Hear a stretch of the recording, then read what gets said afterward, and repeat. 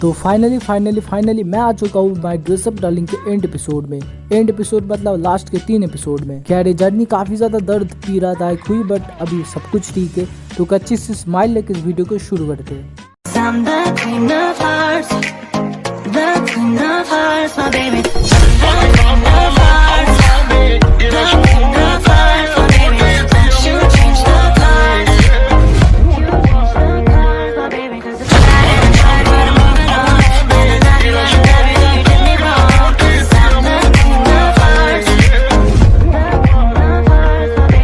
तो पहले एपिसोड में जो भी देखा वो देखने के लिए आप डिस्क्रिप्शन में जाइए, पहला एपिसोड मिल जाएगा। मैं रिकैप नहीं करने वाला क्योंकि मैं पापा की परी नहीं हूँ। अब एपिसोड के शुरू में हमें साजुना को दिखाया जाता है जिसका फोटो क्लिक वगैरह होता है, जो मजे लेके सब लोग कर रहे होते हैं। दूसरी तरफ मारिन भी एक अच्छी सी पोज देने की कोशिश करती है, पर वो नहीं दे पाती। अब साजुना गोजो को थैंक्स करती है क्योंकि उसने शिंजू की मदद की कॉस्प्ले करने के लिए और उसका ध्यान रखा। और फिर साजुना ये भी बताती है कि मैं उसकी बड़ी बहन, फिर भी उसने मुझे ये नहीं बताया कि उसे सोमा का कॉस्प्ले करना है।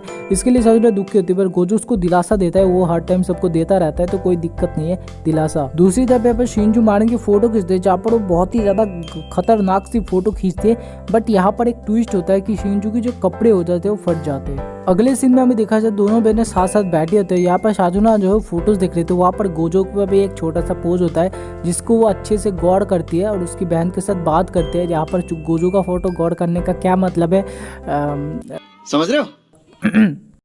वैसे भी गोजो मेन कैरेक्टर है तो रहा नहीं जाता, तरफ तो होनी चाहिए गोजो के लिए। फिर हमें देखते हैं कि गोजो जो है मारिन के साथ बात कर रहे थे, जहाँ पर मारिन बोलते क्या गोजो ने फाइल्स वगैरह भेजे जो फोटोज वगैरह थे। फिर वो दोनों शिंजू की कॉस्प्ले के बारे में बात करते क्योंकि वो लड़का बना था कॉस्प्ले, जो बहुत ही ज्यादा कठिन मुश्किल था वो बनना। फिर गोजो मारिन के बताती कि वो दोनों बस अकेले स्टूडियो में थे। ये बात शिंजू ने उसे सिगरेट रखने को बोला था, बट गोजो ने मारिन को बता दिया और मारिन ने सुन के मुंह फुला के बैठ गई। तो नेक्स्ट सीन में भी दिखा जाता है गोजो आराम से झप्पी मारा था क्योंकि आ चुका समर वेकेशन। वेकेशन में ना ही कोई चिंता ना ही कोई टाइम की कमी है, तो बस काम और मजा।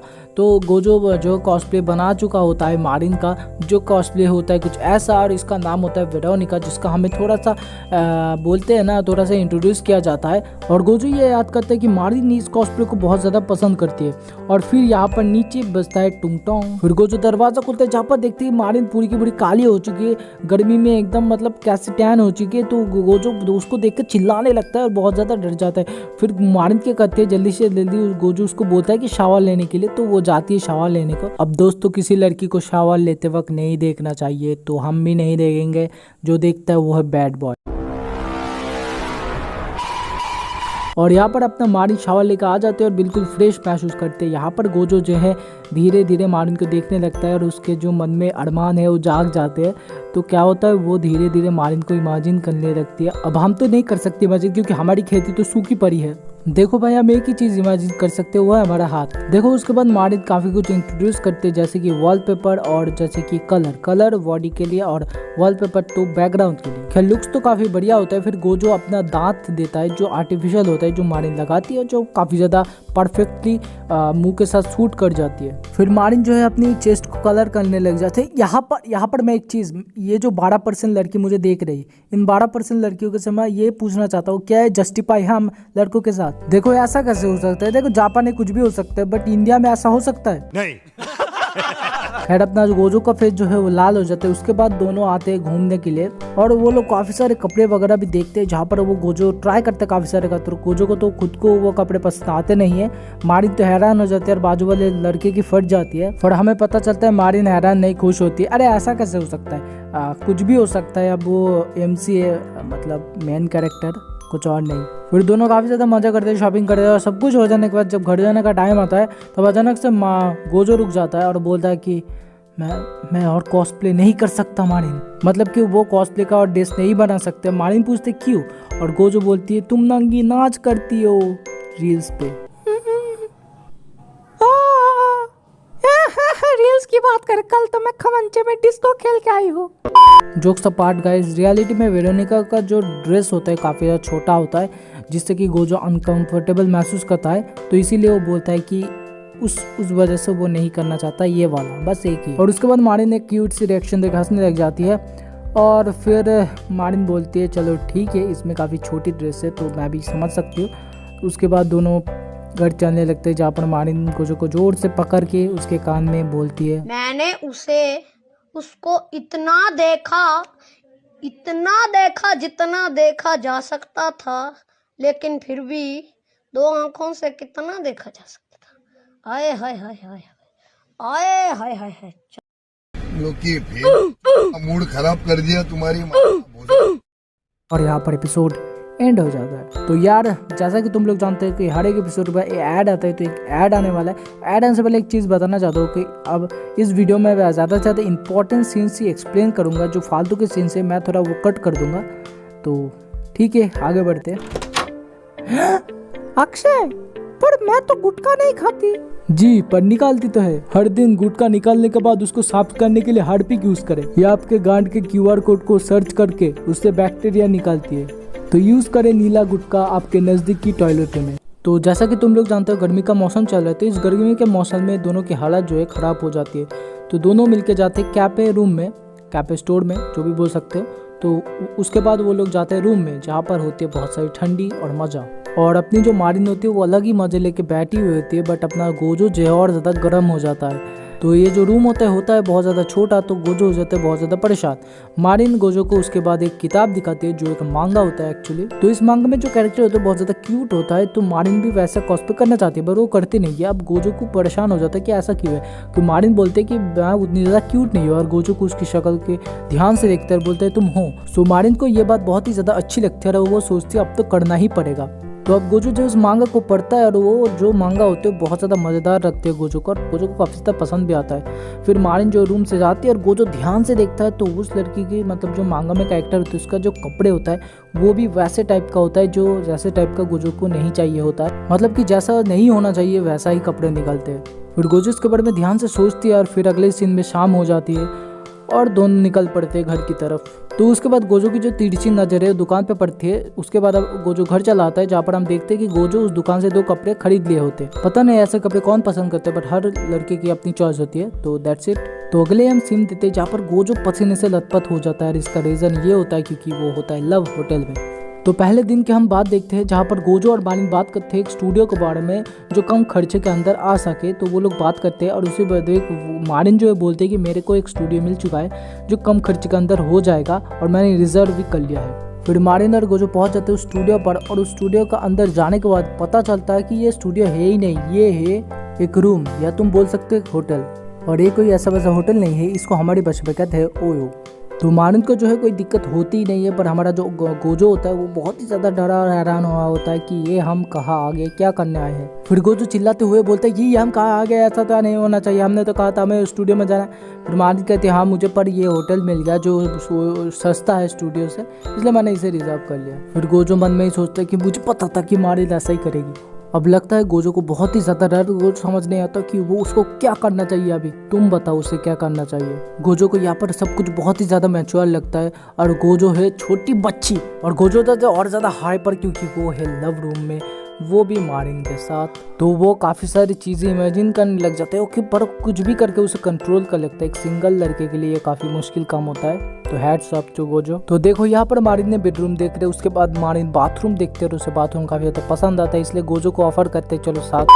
तो एक्चुअली में वो एक मजाक होता है, बट गोजो बहुत ज़्यादा ध्यान से सोचता है कि मैं यहाँ आ तो चुका हूँ, पर करना क्या है फोटोशूट, बट 6,000 येन दे चुका हूँ, अब कुछ नहीं कर सकते। तो गोजो अपना मन भटकाने टीवी चालू करता है, बट टीवी में वही होता है जो नहीं होना चाहिए। अब तुम ये सोच रहे हो कि गोजो टीवी बंद कर देगा, बट गोजो टीवी बंद नहीं करता, वो वॉल्यूम को कम करता है और देखने लग जाता है। और तुम मुझे पता है तुम भी यही करते हो। तो यहाँ पर गोजो एडुकेशन रह रहता है, किस चीज़ की ये बताने की जरूरत नहीं है कि तभी अचानक मारिन आ जाते हैं, गोजो डर के टीवी ऑफ कर देता है, इसलिए दरवाज़ा बंद करना चाहिए हमेशा।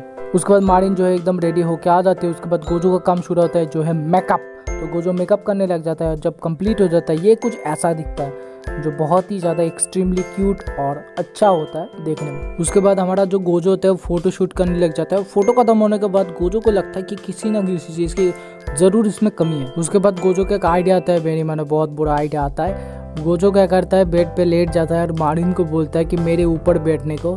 फिर मारिन उसके ऊपर बैठ जाती है और गोजो एक फ़ोटो क्लिक कर लेता है जो बहुत ज़्यादा बेहतरीन होता है, मारिन को भी बहुत ज़्यादा पसंद आती है। अब आता है कहानी में ट्विस्ट, जब बाजू वाले कमरे से आती है एक आवाज़ उसके बाद गोजो को रियलाइज होता है कि वो अभी क्या कर रहा होता है और गोजो मारिन की तरफ देखते हैं जिससे कि और ज्यादा सिचुएशन आउट ऑफ कंट्रोल हो जाता है। फिर गोजो ऐसी चीज देखता है जो उसे नहीं देखना चाहिए, क्योंकि उसके बाद ना राइटर ना मैं ना तुम कोई कुछ नहीं कर सकता, क्योंकि अब जो होना है वो होके रहेगा। उसके बाद गोजो मारिन को जल्दी से हटने को कहता है, बट सिचुएशन और ज्यादा बिगड़ जाती है और लाइट्स ऑफ हो जाता है। गोजो मारिन को पकड़ लेता है और बेड हिलने लग जाता है। उसके बाद पे दोनों का ही कंट्रोल खो जाता है। दोनों धीरे धीरे आगे बढ़ते एक दूसरे की तरफ और धीरे धीरे आगे बढ़ते और फिर एक जोर का रिंगटोंग बजता है जो मुझे पता था पहले ही बजेगा। देन गोजो बोलता है कि टाइम आउट हो चुका है। मारिन बोलते हैं ठीक है। दोनों का ही हालत हो जाता है बहुत ज्यादा टाइट।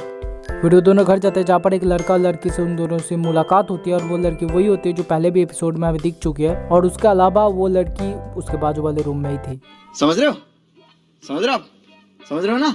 फिर गोजो घर आ जाता है जहाँ पर वो बहुत ही ज्यादा खुद को मार रहा होता है मारिन का नाम लेते हुए। इसका मतलब तो यही पर जो ये एपिसोड एंड हो जाता है। तो गाइस आते हैं फिर से एक ब्रेक के बाद।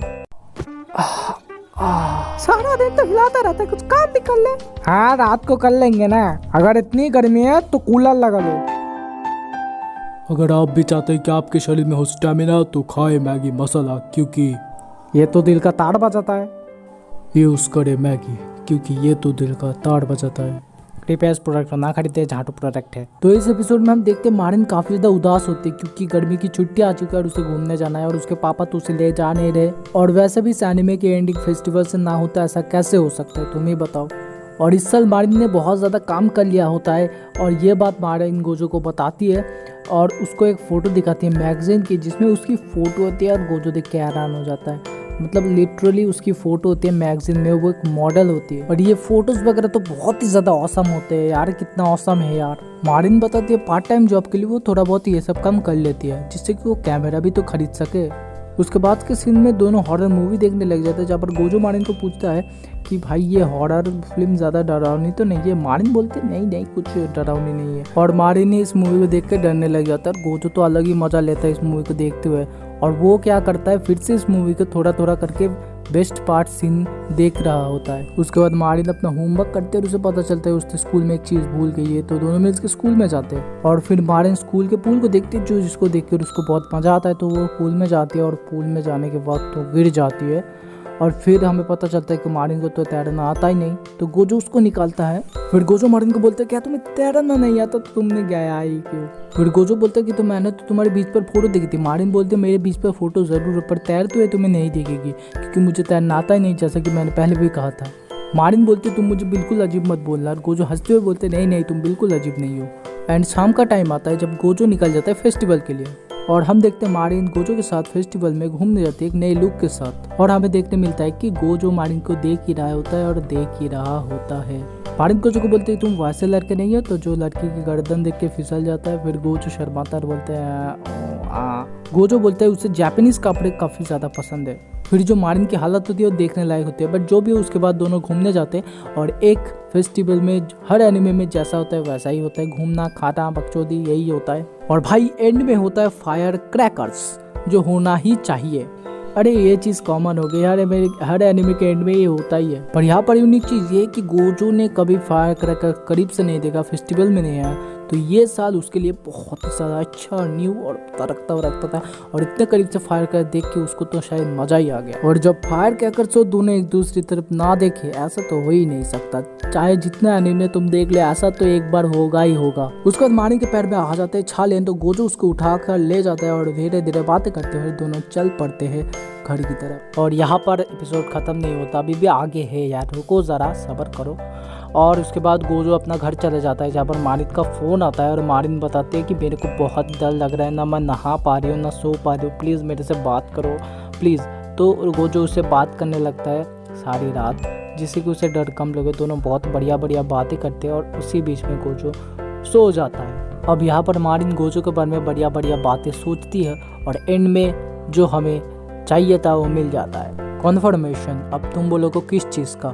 प्यार का, जो गोजो मारिन गोजो से करती है क्योंकि मारिन यहाँ पर गोजो को आई लव यू बोल देती है और यहाँ पर एपिसोड एंड हो जाता है। So that's a good way to end this anime. मुझे ये इस एंड से कोई दिक्कत नहीं है और मुझे एंड कुछ बुरा भी नहीं लगा। तो it is my first anime जिसको मैंने एक्सप्लेन करके ख़त्म किया हो। तो भाई मुझे थोड़ा अप्रिशिएट करो, चैनल को सब्सक्राइब करो, लाइक करो। आई होप कि आप मेरे चैनल में जाके और भी वीडियोस देखें, क्योंकि बस मैं एक्सप्लेनेशन नहीं करता, मैं और भी मज़ेदार वीडियो बनाता हूँ। तो प्लीज़ जाके देखो यार, तुम लोग मुझे अप्रिशिएट करो कि मैंने ये कर दिया, और जो मेरे लिए काफ़ी ज़्यादा हार्ड था क्योंकि आज तक मैंने किया नहीं है। तो प्लीज़ चैनल को लाइक करो, सब्सक्राइब करो और मेरे बाकी वीडियोज़ भी देखो।